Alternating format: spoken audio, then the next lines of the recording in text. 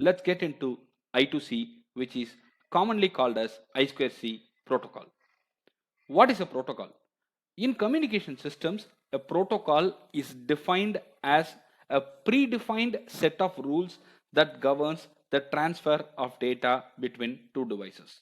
I repeat, a predefined set of rules that governs the transfer of data between two devices. A simple protocol that you can recollect immediately is traffic signal. When red signal is on, you cannot go. When green signal is on, you can go. That is a predefined set of rules, and that is called a protocol in the traffic. Similarly, in communication, it is set of rules that governs the transfer of data between two devices.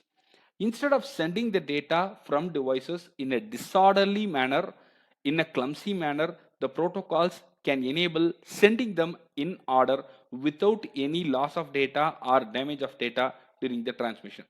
But why do we need a protocol? Protocols help boosting the speed of the data transmission as opposed to sending the data through traditional means. They also help us in connecting a large number of various peripherals to the microcontroller unit. It is fast, at the same time it is efficient for us. Let's understand what I2C protocol is all about. The I2C is an efficient protocol which is used in microcontrollers. It is usually pronounced as I squared C, or people also call it I2C. I2C is an acronym of Inter IC Bus, which is a two-wired bidirectional serial bus which allows transmission between peripherals and microcontrollers. Every protocol needs dedicated transmission lines for the data transmission, and I2C uses serial data. We call it SDA line, and serial clock. We call it SCL line for the data transfer. Thus, the name two-wire serial bus is given to I2C. The I2C protocol is based on the master-slave configuration of the microcontroller and sensors for the data transfer. I repeat, it is fundamentally based on the master-slave configuration. Hence, the microcontroller can be configured as a master device, and all the sensors or the data generating devices shall be configured as slave devices. This will allow us to establish a very clear track of data transfer between the peripherals. But now the question is, what are the serial data and serial clock lines of I2C protocol all about? The clock signal is an ever pulsating square wave with a predefined on-off periods, which means it will have a predetermined on and off pulse.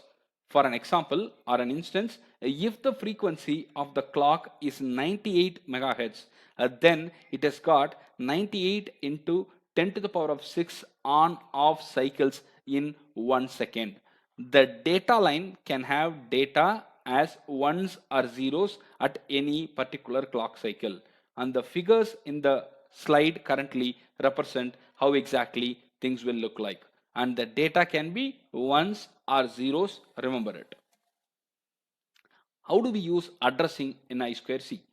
Just as every house or every building has an address, I2C also needs an address.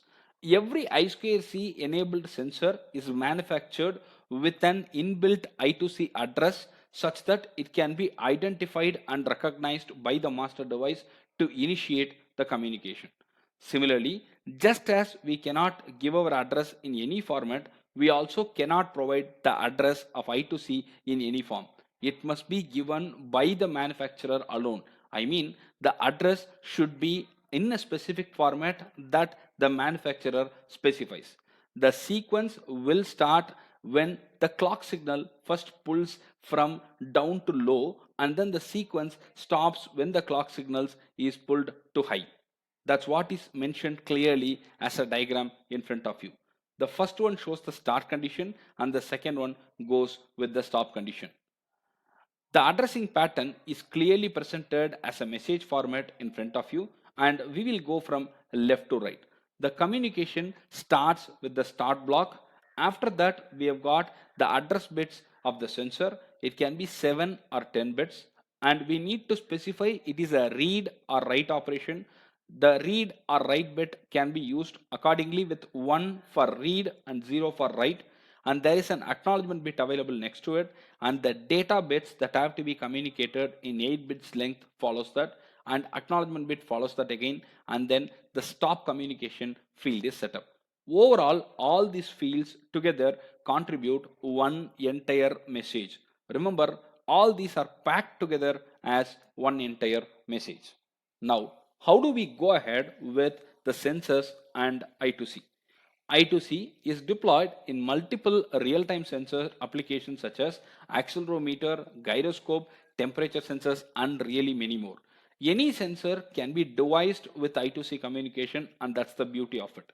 Some sensors that transmit data only through I2C communication are also presented in front of you right below. And notice that the number of pins used has been tremendously decreased because we need only 2 wires to transmit the data through I2C. This reduces the overhead, and I2C is a very low cost and at the same time very efficient protocol that can be implemented in almost every microcontroller. The heavy hardware is also not required for its implementation, and it is lightweighted. The ADXL345, the MPU 6050, the temperature sensors are presented in front of you with I2C support present in all of them. So this has tremendously decreased the number of pins required and to be used for any transmission. Now, why is it so popular? There are multiple other protocols available. So why is this particular technology or protocol is very popular?